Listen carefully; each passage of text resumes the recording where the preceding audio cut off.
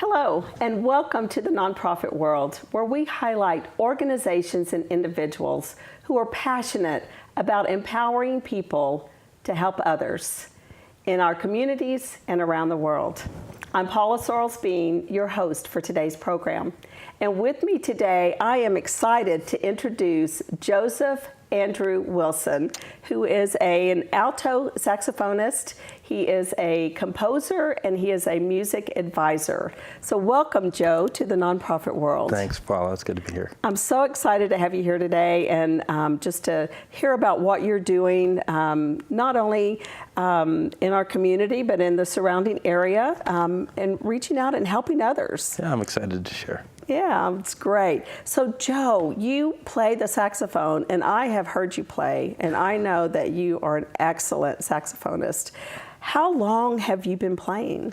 It's actually been 20 years as of this year, November 7th, so about a week ago. 20 years. Yeah. Wow. And what made you pick up the saxophone and start to play? Well, it wasn't what made me, it was who made me, or I should say who spoke to me. Yes, Mm-hmm. It was kind of a crazy story. I was actually in a small church back in Massachusetts, in Munson, a small town where I live, and during the middle of the service, after the music time, the pastor looks at me and says, "Joe, God has a word for you." I'm like, me? What did I do wrong? You know, anytime God's got to speak, you're like, ugh. So he said, sit there and God will reveal himself. And as I sat there, the room around me turned as white as a piece of paper. And everybody disappeared. And I heard a voice say to me, "Joe, I want you to play saxophone for me." And I was like, well, okay, yes, sure. You know, the question that, so I entered, and it didn't happen right away. It took about 8 months for me to actually get my first saxophone, and during that time I just became a sponge. My mind was just, shall we say, enlightened, and I began to understand things that I didn't really get, and as far as musically, and it happened, and it was great, and so it's been, shall we say, 20 years. Wow. Of just following the call. That is a really neat story. So were there individuals, were there people that invested in you to help you learn how to play the sax? Yes, or?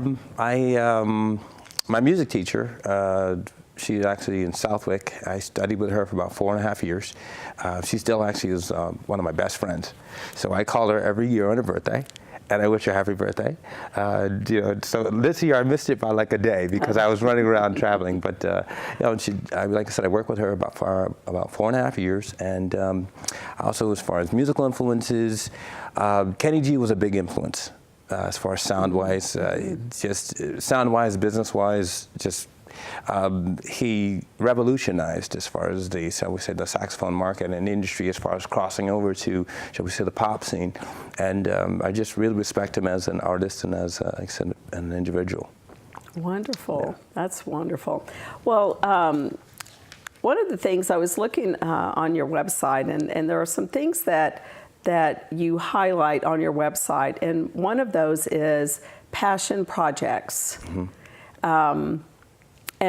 And I might be getting a little ahead of myself because I don't know if that's part of the meet the need. Mm-hmm. Is that part of that, or is that two separate things? So let's talk about passion projects, because I know that you are passionate about helping other people. Yes. So tell me about passion projects. So passion projects are, most people think as far as it be a passion project for myself, but it's actually the opposite. In the last 20 years or so that I've been doing ministry within churches and organizations, just meeting with kids and people and adults, and I've really kind of made it my business, shall we say, to find out what their passions are. As far as a lot of kids and adults especially are passionate about music, and so I'm like, well, there's got to be a way that I can help them fulfill their passion. So that's what happens, is I get together with them. I mean, I've gotten together people that are, in their teens to their late 80s. And I said, come to the studio, play, record, let's have some fun, let's learn together. Because I truly believe in helping people to not just play or not just sing. We're all given gifts, and I think that for myself, as I look back at my life, I wish someone You know, I mean, I've had people come into my life, but I wish I had more people that had, as far as financial means, or as far as not even just that, just the resources that we say, to say, we're going to help you. And we're going to help you through your entire process, and not just through the process, but to help you to continue the process, so that when you're gone, you leave a legacy for your grandchildren, your great-grandchildren, your great-great-grandchildren, you know, and so on and so forth, and your nieces and nephews, and, you know, just people. You know, you watch and you see how people are. I believe that we miss our destinies sometimes by not allowing ourselves to, or not giving ourselves resources, or opening doors for resources for people to meet their passions. And sometimes people think, and I hear this a lot, oh, I'm too old. I'm like, wait, time out. You're not dead yet. Like, if you're dead, then, well, even then, you can still do things, you know, but, you know, the influence that we have in this world, sometimes that, you know, going with the Passion Project is really helping people to push that, that envelope, to say, let me use my influence. One of the things I say at the studio is, you know, you have influence because you have hope, and you have hope because you have influence. And, I like that. You know, a lot of people don't realize it. I mean, just walking down the street, you have influence on people. In a world today that is, you know, shall we say, crazy, and that's the nice word, well, there's a lot of negativity. There's a lot of negativity, and I've made it my, shall we say, life's goal, whether I live to be, you know, 50 or 500 or 5,000. To really help people see that they have hope every day. Yeah, that's right. That's right. That's wonderful. And then another thing on your website talks about community in concert. Okay, so talk about that a little bit. Yeah, community in concert is kind of it is the vehicle in which I use to connect. The name was changed from Light Ministries to Community in Concert because I wanted to be more relevant, to be inviting to people, so that they can, you know, whether say their religious backgrounds or just ethnic backgrounds, I wanted something that says you're welcomed. You're welcome to sit. You're welcome to grow. You're welcome to do, as far as use your gifts and encourage one another, and to be as far as encouraged. That's great. That's wonderful. Does that? I think that kind of leads us into the. Your phrase, meet the need. Yeah, meet the need. Mentor, encourage, educate, and develop. I find that over the years, in connecting with a lot of churches and a lot of, as far as nonprofit organizations, that people are, it's one thing to mentor someone. There's a lot of mentorship going on. That's big in the community. There's a lot of mentorship going on. But then to take it one step further, as far as to encourage. And it's different to mentor somebody, and it's to encourage them. And then to, as far as give them the, to empower them, to say, you can really do this. And as far as in the educating process, that is a big piece. And sometimes people think, well, I don't have the money to go to college. Well, it's not about as far as you having the money to go to college. It's about you opening yourself up to the resources that are available to you through people. Because just think about it. When you go to school, you are taught by a professor, or you know, my mother used to tell me, as far as my grandfather, he didn't go to college, but he read books all the time as far as how to understand, as far as how to do things. The library is a great resource. The internet is a great tool that we can use to educate ourselves to be better individuals. And so that's one of the things that I want to do in, as far as the whole thing, as far as meeting the need, as far as, again, to mentor, to encourage, and to educate. And the last part is to develop. A lot of times we do the 3 steps, but we don't continue as far as that position of development. We stop after a person reaches a certain place and says, okay, well, you've arrived. Well, let's face it, we've all never really arrived. You know, there's always something to learn. As they say, as soon as you think you know something, turn around, because you just don't. So that's really been my focus in connecting with people, to say, you know, organizations, we have to go deeper. You know, our kids are, you know, and not just our kids, as far as our generations, you know, the older generations have so much wisdom, and as far as they have just their stories and their life's experience, that they can share with us, and they can develop us. One of my good friends that repairs my saxophone, he's 92. That's amazing. Yeah, and you know, we've worked that way as far as for the last 20 years that I've been playing. I go to his house and I help him. That's how we do it. We barter together. We work together. He teaches me things. He shows me new things. You know, he was actually helping me a couple weeks ago as far as he wrote a rhythm book. He wrote this rhythm book 50 years ago. Wow. This is long before I was even thought of, which is great. And so it was an awesome position for me because I was able actually to take the rhythm book, because he had written it by hand, and I was able to take it and notate it in a professional software program for it. And the level of joy that he had to see his, you know, manuscript actually look like a professional book, it just gave me such joy. It gave me such, I was like, wow, like we don't realize our gifts and our talents and our destinies, you know, are all intertwined. And like I said, something that he wrote long before I was born, I was able to actually, you know, turn around and return the favor in such a way. He was so proud of the book, and I was so proud of the book to be able to give it to him as a gift. So that's wonderful. Yeah. I do think it's so important, and I think we forget sometimes that we learn from one another no matter what our ages are. Yes. Yes. And to think that you've got somebody who's 92 years old in your life that can still pour into you, yes. But not only that, you can share things with him as well. Yes. Yes. Because things have changed so much. Absolutely. In his time, even in ours. But yeah, that's wonderful. That's exciting. That's really neat. That is just so much fun to talk to you, Joe, about that. I love that idea of mentoring, encouraging, educating, and developing. I think that's wonderful. And you have a studio. I do. Right? Yes. And that is a place where people can come and create a CD. Is that right? Yes. Okay. Yes. Can you tell us a little bit about that? So the studio is very cool because it's my way to let people just be themselves. As I tell people all the time, when you come to the studio, it's a safe place. I wanted to design the studio in such a way that there was no pressure.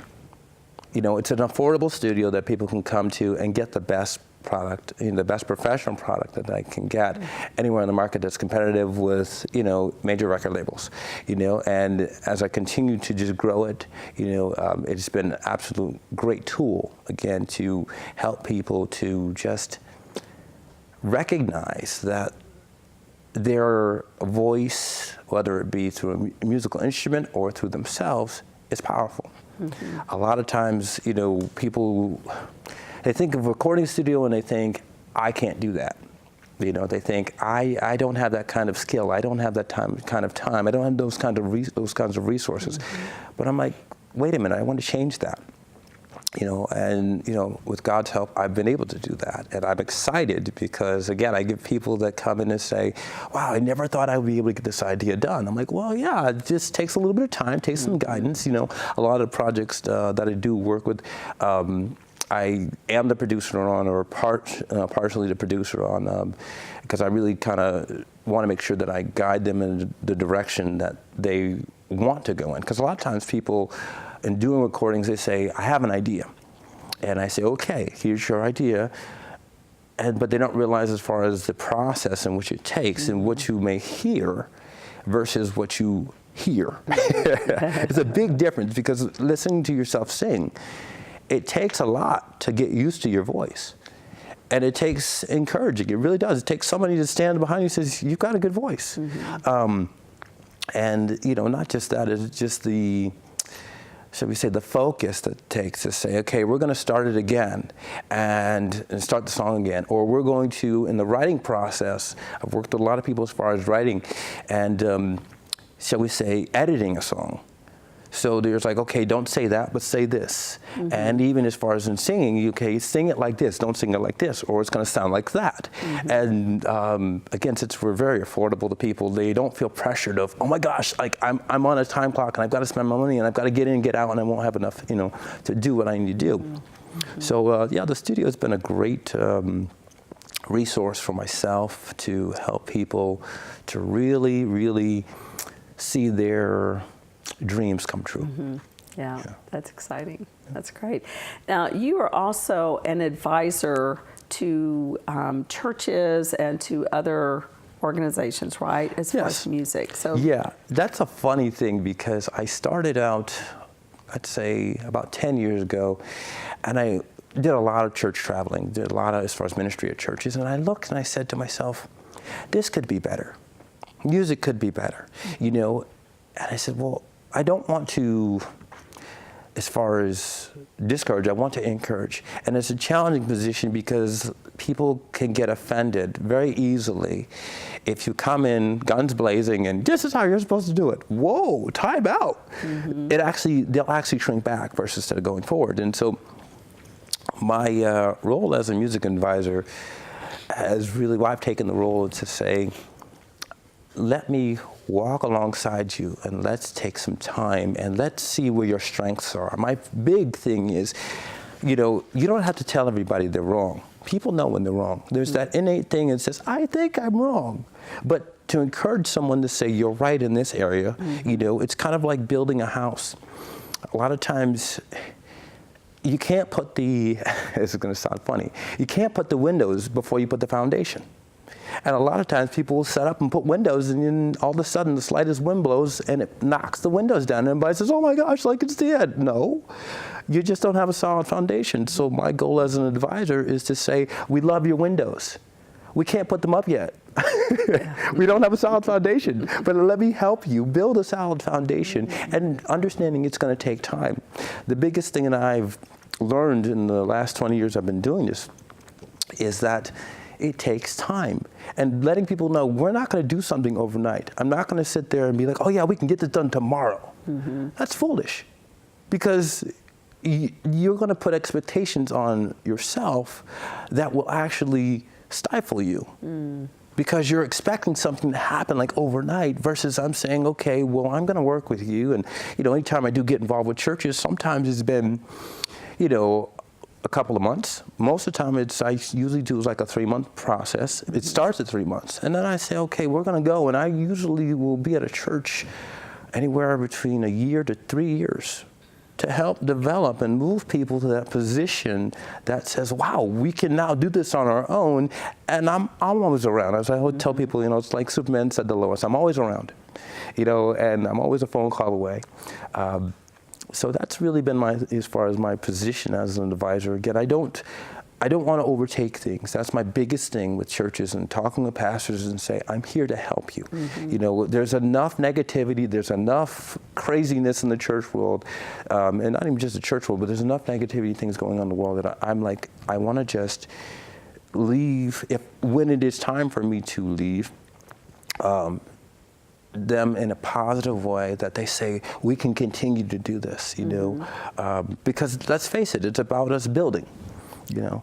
Yeah, that's right. That's right.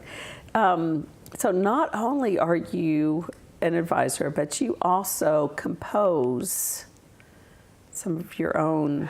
I do. The composing thing is a funny piece because I've composed, well, thousands of tunes. And I started out actually, you know, when I first started music 20 years ago, or it's a little bit older now, but I started out and I thought to myself, if I'm going to do this, I want to do this. If I'm going to do music, I want to do music, and not just music. I want to be able to do the music that's within me.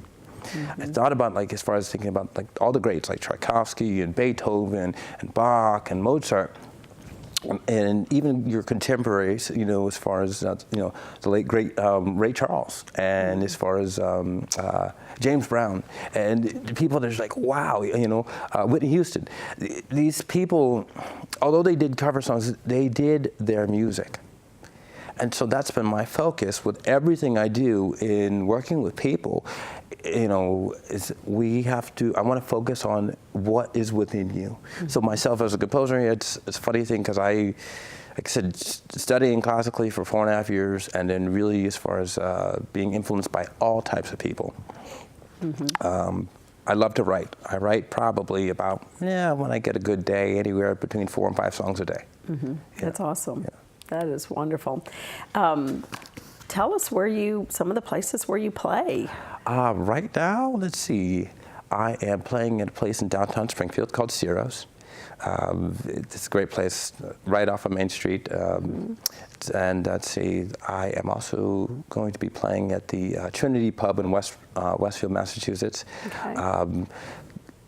Because of the studio work that I'm doing right now, you can go to my website, which is jawsmusic.net, and find out more where I'll be because of just the holiday season and me bouncing around in studio work. So but those are a couple of places I'm at right now. So you play at different kinds of venues. Yes. So tell us a little bit, just briefly, because I want you to play for us before we close up. So. You play at concerts, you do live radio. Yes. You've been opening act. I know when my church did the Gospel According to Scrooge several years ago, Yes. you played in the opening act of that. Country clubs, restaurants, churches, retreats, senior centers, a lot of nonprofit organization places. Yes. So that's wonderful. Yeah, it's a lot of fun. So that's great, Joe. I want to make sure that before we wrap this time up, that we get to hear you play something. So Okay. do you want to get ready so that sure. we can? I'll have a little fun here.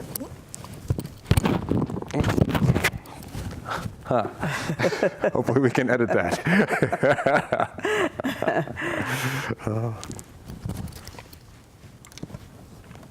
So you want. Thank you so much, Joe, for today, and I just appreciate you and all that you're doing, especially to help others to find their passion in music. And that's what we do here, is highlight people that are helping others. So thank you so much You're welcome. for doing that. You're welcome. So let's hear you.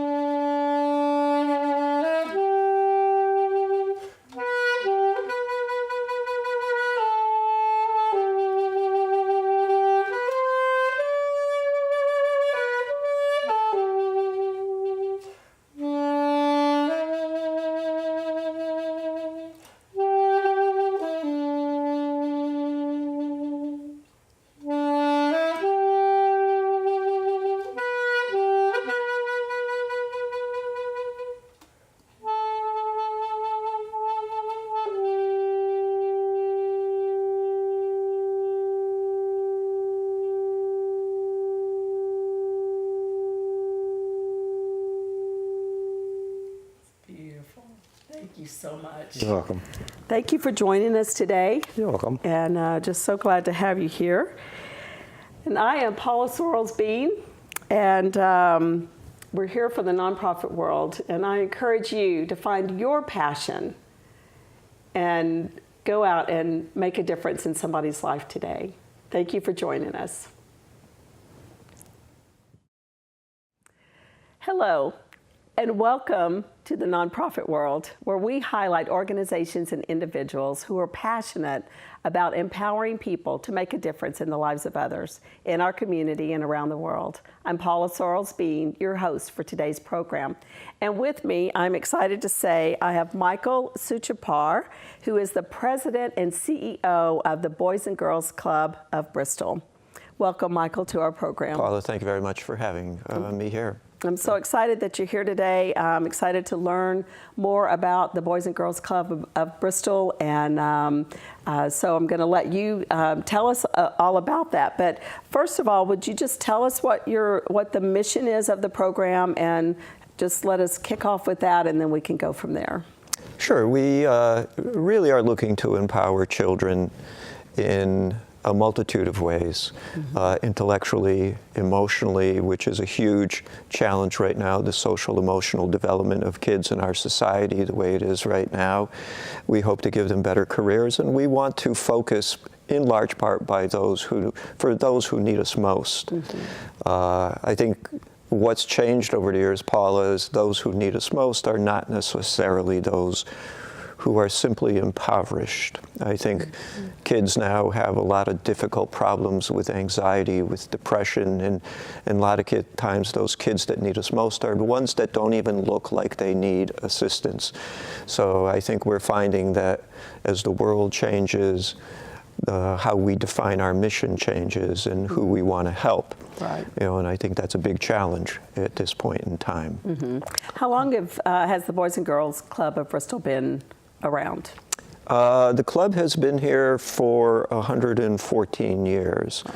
Wow. We were actually one of the original 16 clubs in America, and we're real proud of that, and we've grown and expanded. It used to be a single building, and we now have 12 sites in the city. We have our main club, which we actually just built. Well, it's not just. We're going to actually be celebrating our 5th anniversary next year. It feels like just. But we built a new club. It was an $11 million project, and we raised the money for that. We have 8 school-based programs throughout the city, and we have one in Burlington.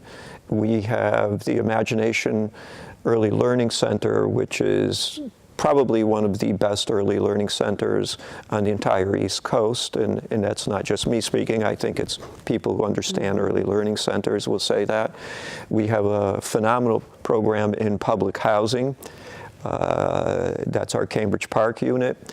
And we have a huge gymnastics program where we serve about 450 primarily girls in our gymnastics program. So we've grown from a small little building that was started to help young boys in particular to a very diverse organization serving a diverse population in multiple venues with varying types of programs, and that's what I think really separates us from lots of other Boys and Girls Clubs. We have certain unique facets that most clubs in the country do not have, and we're very proud of that. I'm So, sure.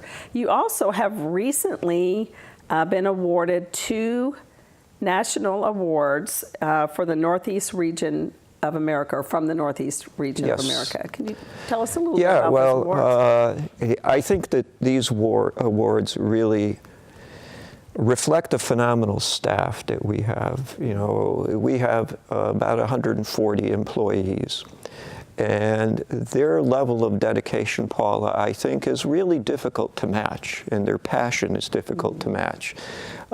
We just got the Driving Great Futures Award, and that's given to a club that paves the way for other Boys and Girls Clubs of America. It's one of the 2 highest awards given, actually it is one of the 2 highest awards given to a club in Northeast America, and I think that reflects the creativity and the passion and the efficacy of our staff. And we received another award, which I sort of humbly say it was the Blue Spirit Award, which is the highest award that a executive director for a Boys and Girls Club can get in the Northeast region. And I know I received that award, but I think that award really fits with the staff because it's their accomplishments that make it possible for me to get that award. So at the regional conference, we got the 2 highest awards that were presented to Boys and Girls Clubs. So again, I think that really represents the wonderful work our staff, our board, our volunteers do, and we're judged by the product we deliver, and I think we deliver a wonderful experience for kids. So Congratulations. Thank you both very of much. those awards. Yeah. That's great. And it says a lot for the leadership, yourself and, like you said, your staff and others. And it's impressive that not only are you mentoring and helping these young people, but helping other organizations like yours to be better organizations in the areas where they are. Yeah, that's, and that is an exciting thing because we do help other clubs. We do participate at a national level, in helping drive sort of policies that, now guide clubs because clubs are changing. What kids needed 50 years ago, 40 years ago, is vastly different from what kids need now.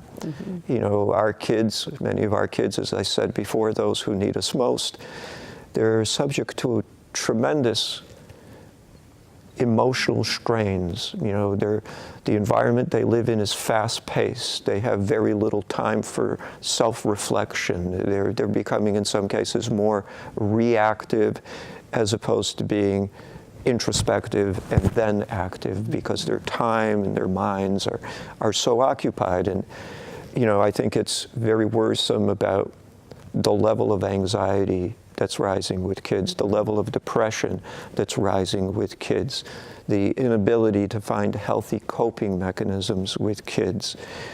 Those are things that we have to focus on. And how do we help kids navigate a path that is driven by kindness, by love, by intelligence? How do we instill that in them when it seems like sometimes the society is pushing them in different directions?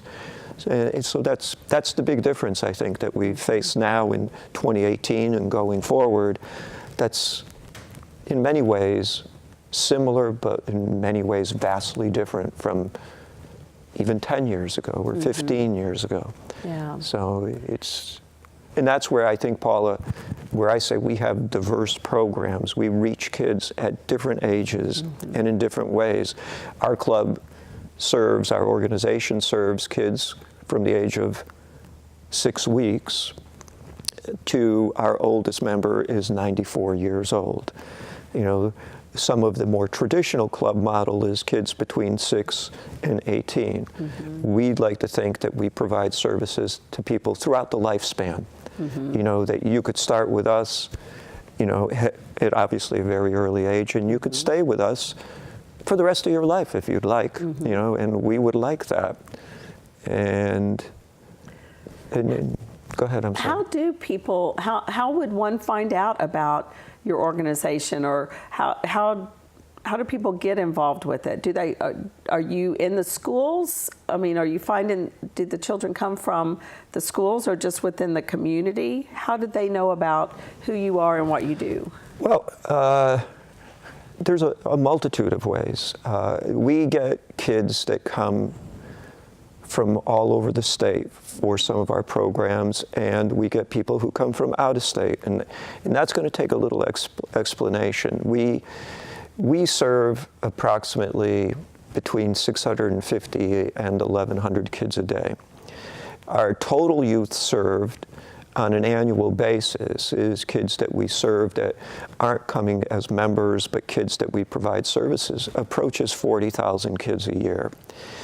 Our Early Learning Center draws children from our community, but we provide services to 160 communities in the state. We get people coming from out of state to participate in our early learning program, and it's truly a broad spectrum. We have weekend activities at the main club, most of which are often athletically oriented, but also very much, growth centered. And we'll serve a couple thousand kids on a weekend from all over Connecticut and out of state as well. And so our scope of service is very large. And sometimes when people think Boys and Girls Club, some of the traditional thoughts are, well, it's an athletic program. That is but a segment of what we do. We really look for that social emotional development of children, that intellectual development of children. How do they make healthy choices and develop healthy habits? You know, we're into science, we're into the arts. You know, our technology programs are unparalleled in some areas. We have kids starting in technology at the age of 2. You know, our early learning center, we have a maker station where kids between the ages of 2 and 5 are using 3D printers. They're using laser cutters. You know, they're getting introduced to tools and creativity. So that's when I say we're different. We really are different. You know, I don't know if there's another Boys and Girls Club in the country that has a museum-based interactive early learning center. You know, my most recent knowledge is that there is no other club in the country. Wow. So we're different. So has imagination always been a part of the Boys and Girls Club? No, initially it was part of the family center, and then about 15 years ago it was merged with the Boys and Girls Club, and we actually ran it as a preschool and a children's museum. We then merged the two to come up with the Early Learning Center model. And we took a model out of Italy, the Reggio Emilia model, which is a very creative model, very expressive. You know, part of the Reggio model is that children, when they're born and young, speak 100 languages, which means they can interact with the world in 100+ different ways. And unfortunately, as kids grow older, then sometimes you take some of those ways away from them because they're not practical. You know, it's like language. You could speak any language in the world when you're born, but you end up speaking the one that's practical. So what this model really does is it encourages kids to stay creative, to stay expressive in multiple ways, you know, so that they can really have a very meaningful, creative life, you know, that's well informed. So it's really a great model, and it rounds out that piece of services that, I mean, again, our early learning approach to kids is phenomenal. The results are phenomenal, you know, and lots of organizations don't have that in their bag of services. And then on the flip side, we've got public housing program, you know, where, you know, kids come from some pretty tough experiences, what goes on in some of those areas. We have a wonderful public housing program in Bristol, but it's tough, you know, and if we were not there, I venture to say that kids would not be graduating from high school. Kids would be involved with legal issues. In the last 10 years, 99.5% of our kids, we serve about 130 kids a year, have not had any kind of legal involvement. You know, 100% of our 8th graders go on to high school, and 100% of our seniors graduate. And we've probably put about 25 kids into college, and every one of them will tell you that if it wasn't for the Boys and Girls Club, they would not have gone to college. So, you know, here you have this vibrant early learning center. Here you have a very impoverished public housing area, and we have 8 school-based programs. We have our club, and the diversity of kids that we serve is just impressive. So with the early learning program, is that for certain ages, and is it a all-day program, like a school day program, or is it before and after school? Well, the early learning program itself, we serve about 126 kids on a daily basis. It goes from about 6:30 in the morning till 6:30 in the evening. And that's a very structured, almost preschool type setting. It is a preschool type setting, but the kids use our our exhibits, and we now call them studios, as interactive learning experiences. They go there, it's hands-on, they learn about emotion, they learn about kinetics, they learn about animals and all that. And then the Early Learning Center also is the open to the general public portion of it, where you can come in. Our targeted age is about 2 to 8 or 9, you know, maybe a little bit older, but then we find that, you know, most of our target area isn't about that age, really. So, I mean, if you have children or you know people that really want a great experience, I mean, it's a program where I get people from the public just calling me to thank me for, you know, the great work that our staff do there, what a great experience they have. But then honestly, I can say that I have parents and people from the public that spontaneously call us on all of our programs. And again, I'm not saying it because I run the organization. I'm saying it because, again, our staff is phenomenal. And they do great work, and they're always striving to do even better work. You know, we sort of go by that book, Jim Collins, I don't know if you ever read the book, From Good to Great. Well, we're always striving to be great, and we're always aware that if we ever get some semblance of greatness, well, then that semblance of greatness now becomes our good, and there's a new level of greatness to strive for. And I think that's part of our culture. You know, we really don't settle for a lot of things. And you are a nonprofit. Yes, we are. So that means that you have a board of directors. Yes. That Yep. works with you, alongside you. Are you ever looking for new board members? Are you interested in any type of, or I don't mean type of a person, but like background for a board member, or is that something that you've already got set and you don't need board members at this point? No, we generally turn board members over every year, you know, because we have people on staggered cycles. I think this year we brought on 6 new board members. Okay. And our overall board is about 22 people right now. And yes, we always are looking for people who, number one, hopefully have some passion about what we do. People who are willing to make an active commitment, and, you know, people who want to help spread our mission and our goals, and to be good ambassadors for what we do, you know.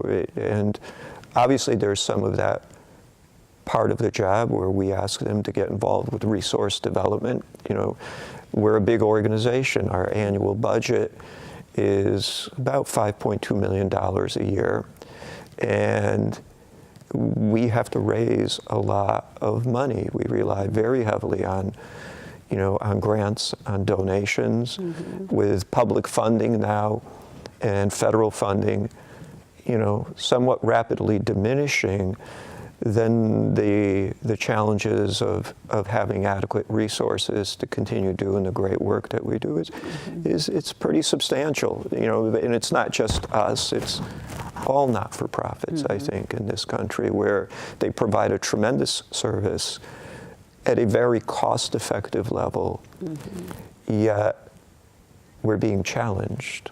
You know, our continuation, our existence is being challenged because it's, even though we do great work at a very reasonable expense, you know, we're threatened in some ways. Maybe that's too strong of a word, but maybe not. You know, it is. It's a tough environment out there right now, because yes, there's it is. so many organizations wanting funds and needing funds, and, you know, regardless of where you're pulling from, it's you know, it's a stretch. In a little while, I want you to definitely tell us what your website is and how to contact you. But with the few minutes that we have left, what about volunteers? What are you looking for? Volunteers? Do you need volunteers to work with your organization? Yes, we always need volunteers, and we rely heavily on volunteers. Simply because even though we have a large budget, we still don't have enough resources, and our Imagination Early Learning Center relies very heavily on volunteers. Our public housing, we have a lot of volunteers that come through there.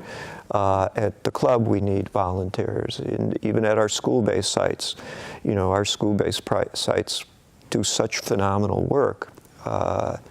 They're not babysitting or just after school. We do science, we do technology, we do values development, values clarification. So yeah, we're looking for volunteers, and Right. and one thing we're always looking for ideas on new programs. Mm-hmm. Right now we run a program called Choose Love at our main club, and that was developed by a mother who lost her child at Sandy Hook, and it is exactly what it's titled. It's how do you teach kids that when they get to that moment in their lives where they could either be aggressive or potentially hurtful in their words or their actions, how do you in their mind teach them to make a loving choice on what they're going to do, as opposed to, if kids are bullying someone, do you go along with the bullying or whatever? How do you teach a child? As much as love comes out naturally for people, mm-hmm. sometimes there's the need to teach love. Right. And love is what our organization is all about. How do you help kids to get in touch with the love that they innately have inside of them, despite sometimes the challenges that keep them from getting to it? Mm-hmm. How do you provide them with the tools to go with that piece of their lives mm-hmm. that really defines them and their humanity? Mm-hmm. And that's what we're there to do, giving avenues to success, happiness, knowledge, and to having a loving life. So yeah. So Michael, in order for people to get in touch with or find out more about the Boys and Girls Club of Bristol, about volunteering, about being a board member, or just about the organization itself, what is your website? Very easy, BBGC, BristolBoysAndGirlsClub.org. You can jump on that, and it will take you through all elements of all the programs and services that we provide. I think it gives you a very comprehensive look at what our organization is all about. I venture to say that if you learn what we're about, you probably want to be somehow involved with it, mm-hmm. because your involvement with us has a broad impact, because we serve so many kids, mm-hmm. because we have so many great programs. If you're part of us, you're part of having a major impact on creating the future of our kids. And, whether I were here or not, if I were in general public, I'd be proud to be working with our organization, mm-hmm. And helping us spread our mission. So yeah, I really invite people to come on the website. I invite people to come to the organization. You can call us. You see our contact information there. You can give me a call, and we'd thoroughly enjoy having people come through and see what we do. That's great. So, yeah. That's great. Well, thank you so much, Michael, for joining us today. Our time went by very quickly, yeah. But I think you've opened our eyes, I know you have mine, to what the Boys and Girls Club of Bristol is all about. And I know there's more, so tell us one more time what your website is. BBGC, BristolBoyGirlClub.org. Okay, wonderful. So, Thank you so much, Michael, no, pleasure's for joining all mine. us. Paula Sorrells-Bean for the Nonprofit World, encouraging you to find your passion and make a difference in someone's life today. Thank you for joining us.